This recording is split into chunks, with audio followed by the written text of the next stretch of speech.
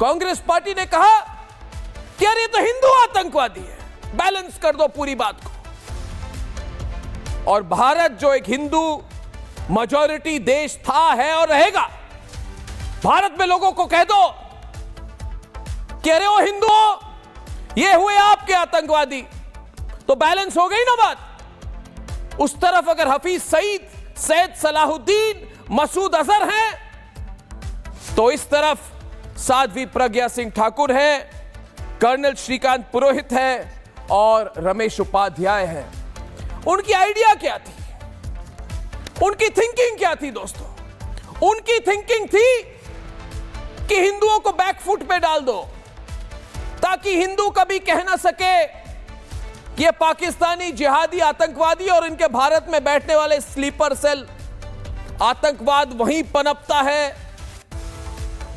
वो बाटला house type आतंकवाद हो, सिम्मी टाइप आतंकवाद हो, या पीएफआई टाइप आतंकवाद हो, रेडिकलाइज्ड आतंकवाद, हमास वाली सोच, अल-कायदा वाली सोच। और हर बार कोई हिंदू कहे, कोई भारतीय नागरिक कहे, तो कह दो कि देखिए आपके तो आतंकवादी है। और ये बैलेंसिंग वाली सोच के कारण हमें कितना नुकसान हुआ है, ये मुझे आपको कहने की जरूरत नहीं है दोस्तों। 17 साल, 17,000 हेडलाइन, 17 लाख गालियां, 17 करोड़ आरोप, 17 करोड़ बार इन्होंने कहा, ये कांग्रेस वालों ने कहा कि 26/11 तो आरएसएस की साजिश है। और आज जब सवाल पूछता है भारत कि अरे ओ दिग्विजय सिंह जी, सुशील कुमार शिंदे जी,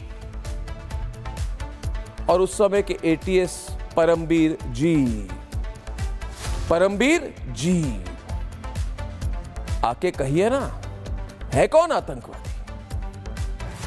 आप सब ने मिलकर कोशिश की थी भगवा आतंकवाद के झूठ को सच बताने की कोशिश की थी।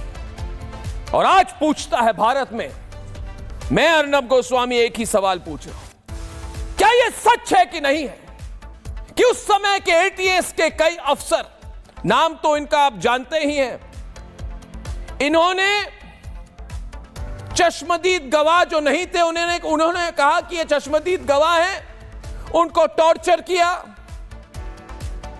कितनी यातनाएं हुई और कोशिश करवाई ये बात उगलवाने की कि मालेगांव ब्लास्ट में योगी आदित्यनाथ जी का हाथ भी है।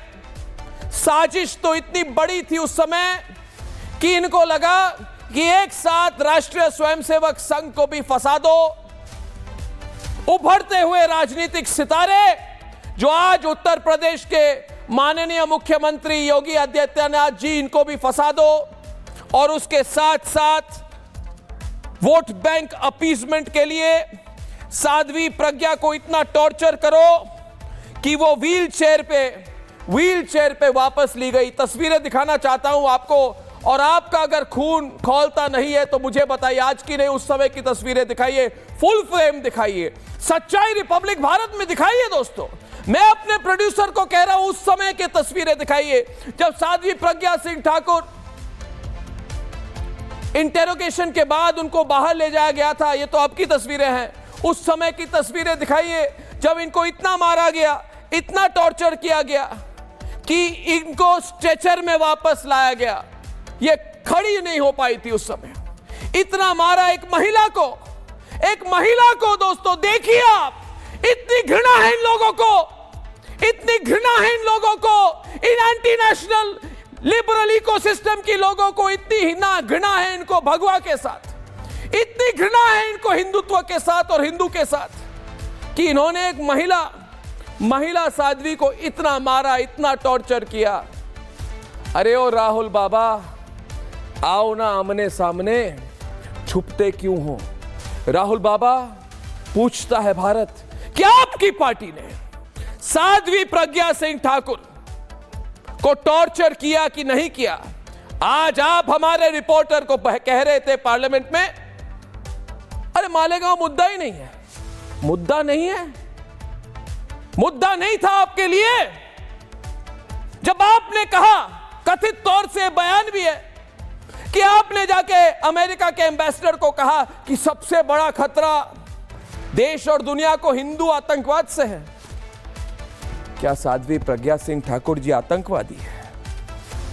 देखिए दोस्तों, बहुत ज्यादा कर चुके हैं ये लोग।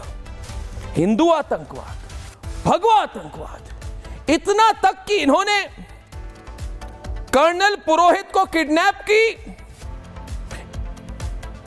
इनको एक चार्टर्ड प्लेन में उठा के एक जगह ले गए, इनको टॉर्चर किया, इनको मारा, 1 दशक तक इनको जेल में रखा, यही प्रूव करने के लिए कि भगवा आतंकवाद, हिंदू आतंकवाद और फौजी आतंकवाद जैसी कोई चीज है। देखिए दोस्तों, इन लोगों को सिर्फ भगवा से नहीं, फौज से भी नफरत है।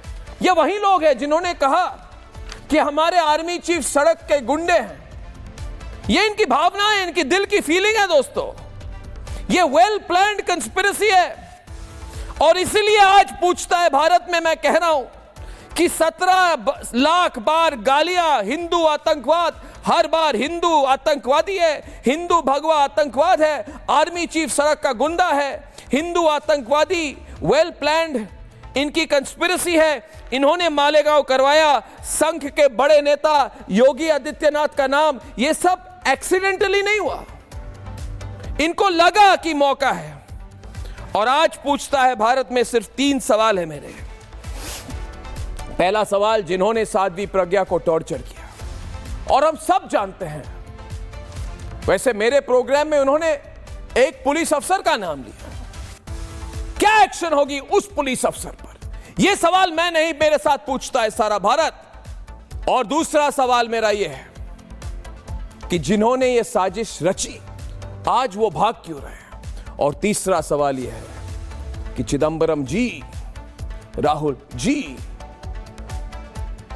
आप क्या कहेंगे आज? आप क्यों कह रहे हैं आज ये मुद्दा नहीं है? मेरे लिए मुद्दा है, रिपब्लिक भारत के लिए मुद्दा है, अर्नब गोस्वामी के लिए मुद्दा है, देश के हर सनातनी के लिए मुद्दा है। जवाब दीजिए, हमें फेस कीजिए, हम आपको चैलेंज कर रहे हैं। हिम्मत है तो सामने आइए, मेरे स्टूडियो के दरवाजे खुले हैं। राहुल बाबा, आओ डिबेट करो मेरे साथ, है हिम्मत तो करिए आप।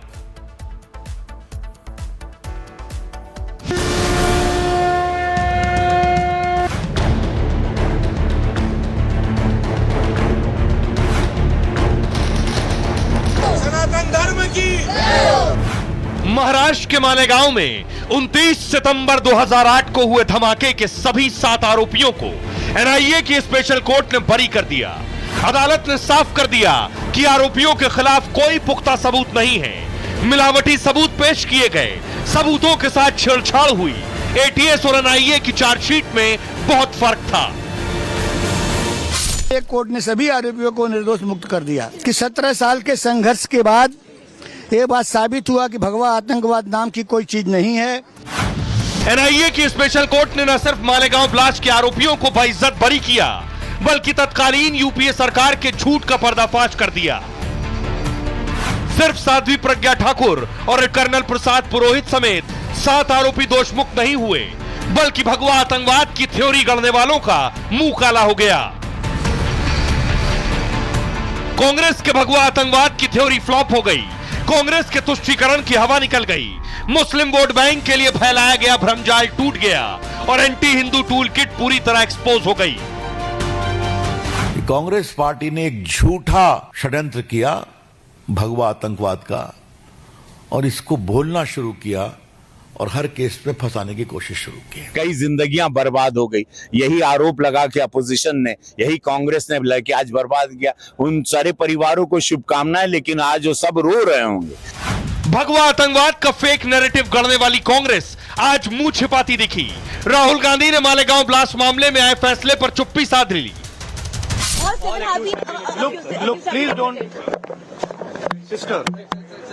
Please don't try and digress the issue. वहीं भगवा आतंकवाद की फेक थ्योरी गढ़ने और उसका प्रचार प्रसार करने वाली कांग्रेस आज यू टर्न मारते दिखी। बीजेपी तो ये कहती रही है सर कि हिंदू टेरर का जो शब्द था वो कांग्रेस ने दिया था। बिल्कुल गलत कहते हैं,